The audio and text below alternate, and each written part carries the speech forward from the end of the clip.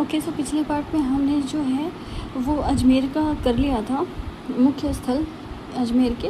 हम ज़िले वाइज कर रहे हैं क्योंकि ज़िलेवार ही दे रखा है इसके अंदर, बुक के अंदर।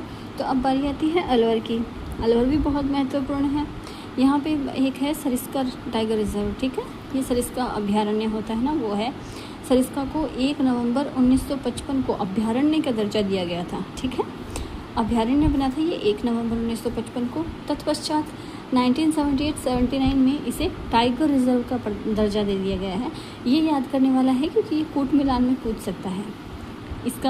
इसके वन का जो क्षेत्रफल है वो 12-13 वर्ग किलोमीटर है, मतलब 1213 वर्ग किलोमीटर है।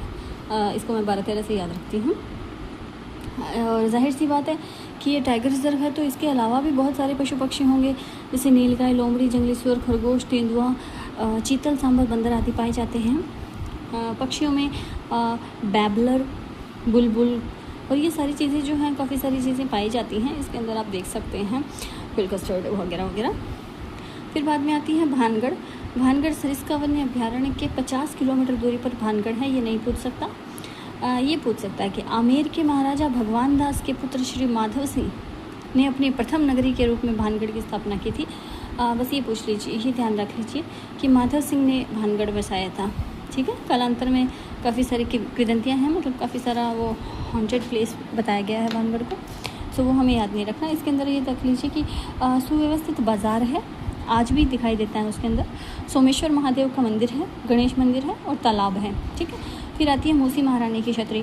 मैं एक सेपरेट शॉर्ट बनाऊंगी सारी छतरी और इन सब के बारे में, बट मूसी महारानी की छतरी हमें याद करना है, उसमें मैं आपको ट्रिक्स भी बता दूंगी। खैर, मैं इसको ऐसे याद करती हूँ कि आलू से अलवर याद रख लो, और आलू की फसल को चूहे खराब करते हैं और चूहों को मूसा कहा जाता है, तो मूसी महारानी की छतरी आलू में होगी यानी अलवर में होगी। तो बख्तावर सिंह की रानी थी ये मूसी, लेकिन इनकी छतरी महाराजा विनय सिंह द्वारा बनाई गई। इस छतरी के अंदर बख्तावर सिंह के भी जीवन के संबंधित कुछ क्या बोलते हैं उसको, चित्रण वगैरह हैं। ये भारतीय इस्लामिक शैली में बनाई गई है। यह इस पे 12 स्तंभ और 27 अन्य स्तंभ है। 12 तो विशाल है, बाकी 27 अन्य हैं। भर्तृहरि जी का मंदिर। राजा भर्तृहरि अलवर के वैरागी शासक थे, ये याद रखना है। अंतिम समय यहीं बीता। जय सिंह ने 1924 में मंदिर को बनवाया था। यहाँ अखंड ज्योत रहती है और भाद्र शुक्ल अष्टमी को मेला लगता है यहाँ पर। सिलिसेड झील जो है ये भी इम्पोर्टेंट है। अरावली के पश्चिम छोर पर पहाड़ों के बीच सिलिसेड की प्रसिद्ध झील है और इसमें विनय सिंह ने करवाया था इसका निर्माण, और रूपारेल नदी को रोक के करवाया गया था। और इसी के बीच में सिलिसेड लेक पैलेस भी है और इसे हेरिटेज होटल में बदल दिया गया है। बस।